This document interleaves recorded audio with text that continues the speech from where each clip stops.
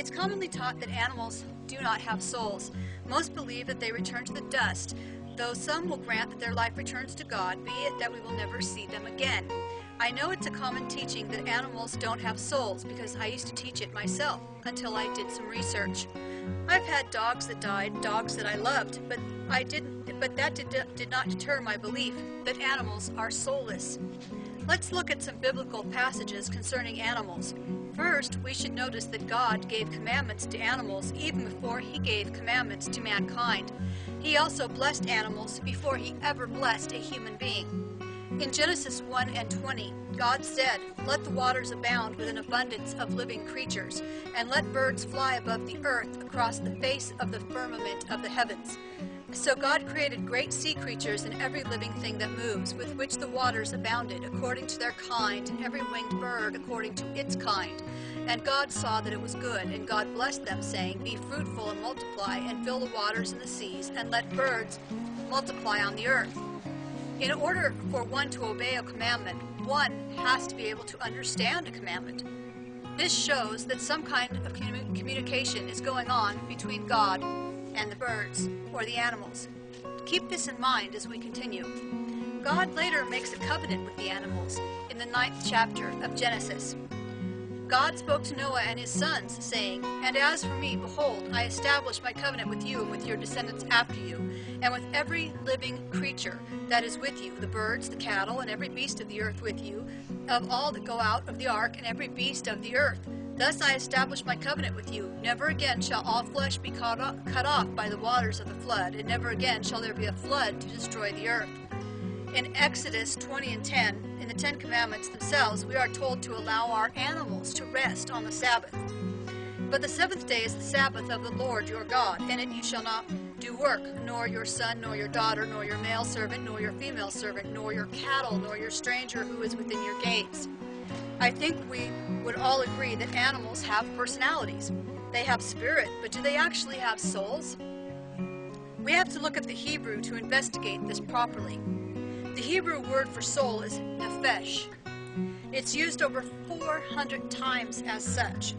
What you may not know is that this very same word, nephesh, is used in connection with animals right from the beginning of Genesis, chapter 1:20, and God said, "Let the waters swarm with swarms of living creatures, and let fowl fly above the earth in the open firmament of heaven." Where it says in English, living creatures, the word there in Hebrew is nephesh.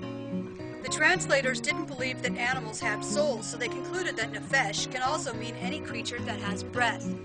But that is not how I understood in Hebrew. As a Hebrew teacher, I can assure you that nephesh means soul. If I wanted to say a breathing creature, there are other words that could be used in Hebrew to get that across. It is even repeated in the very next verse, "And God created the great sea monsters and every living creature, nephesh, that creepeth, wherewith the waters swarmed after its kind, and every winged fowl after its kind, and God saw that it was good." There's more evidence. Have you ever wondered why Eve didn't run away when the serpent spoke to her in the Garden of Eden? I'm not afraid of very much, but if any kind of animal started speaking to me, I would run. But Eve doesn't seem shocked at all, and even engages in a conversation with this animal. Later in the Bible, we see another animal that is able to talk. Balaam was beating his donkey when suddenly it turns, and it says, "What have I done to you that you have struck me these 3 times?" Again, we don't get the reaction that we would expect. Balaam doesn't seem to hesitate and talks to his animal as if this is a normal occurrence. Now, we know it wasn't common for animals to speak in Balaam's day, and we have documents that date to the time to prove this. So why wasn't he surprised? It's because he knew that at one time animals were able to speak. He knew the story of Eve and the serpent, and may have even had other scrolls which are lost today, and may have attested to a time when animals could speak. Some theologians say that God was speaking through the donkey, but that's not what the scripture says. The donkey said, "What have I done to you that you have struck me these 3 times?" Not, "Why are you beating this donkey?" It also says, "Then the Lord opened the mouth of the donkey." In Hebrew, it is understood that if something is opened, it is once closed. It was once able to speak. This isn't hard to conceive. Humans only use a very small part of their brain, some say 5%. Imagine that what we would be able to do if we could use all of our brain, 100% of it. Likewise, with animals, they only use a small percentage of their brain. When sin entered the universe, we and the animals began to lose the full use of our brains that God gave us. Adam must have had an incredible memory. He was able to name all of the animals in the world and be able to remember all of those names. Some believe he may have been able to do other incredible things using the full capacity of his intelligence. So if animals could speak at one time and reason by asking questions, as did Balaam's donkey, they must have had a soul to do so. I agree they were not made in the image of God, but at least some of them were made in the image of his cherubim and seraphim. Let's look at what the cherubim look like. Cherubims are described as winged beings. The biblical prophet Ezekiel describes the cherubim as a tetrad of living creatures. Each has 4 faces, of a lion, an ox, an eagle, and a man. They have the stature and hands of a man, the feet of a calf, and 4 wings. 2 of the wings extend upward, meeting above and sustaining the throne of God, while the other 2 stretch downward and cover the creatures themselves. So here we have 3 animals represented before there were ever animals on earth. What about the seraphim? Seraphim literally means burning ones. In the Hebrew, seraph, to burn. The word is used for venomous snakes. Refer to Isaiah chapter 30, verse 6. Possibly due to the burning sensation of the poison. It's often used alongside or interchangeably with nachash, a more common and generic term for serpents. You see it used in Numbers chapter 21, verses 6 and 7. It's reasonable to deduce that it is from the seraphim that God created the serpent. Genesis says that the serpent, before it caused Eve to fall, was one of the most beautiful animals in the world. So now we have at least 4 animals created in the image of other beings that were already in heaven.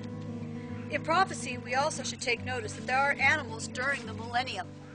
We read in Isaiah 11, 6 and 7, "The wolf also shall dwell with the lamb, the leopard shall lie down with the young goat, the calf and the young lion and the fatling together, and the little child shall lead them. The cow and the bear shall graze, their young ones shall lie down together, and the lion shall eat straw like the ox." One would really have to stretch to think that animals don't go to heaven, as all the signs point that they do. The fact that they have a nefesh, a soul, is enough to prove that they go to heaven, but these other evidences I've shown here add to the point. I don't think there'd be much of a heaven without our beloved pets being there. God would have to erase my memory concerning my pets in order for me to be happy there, and I don't think God would deprive us of that. In Job chapter 12, verses 7 through 10, it states, "But ask the beasts, and they will teach you, the birds of the air, and they will tell you, or the plants of the earth, and they will teach you, and the fish of the sea will declare to you. Who among all these does not know that the hand of the Lord has done this? Is his hand in the life of every living thing, and the breath of all mankind?" So there you have it.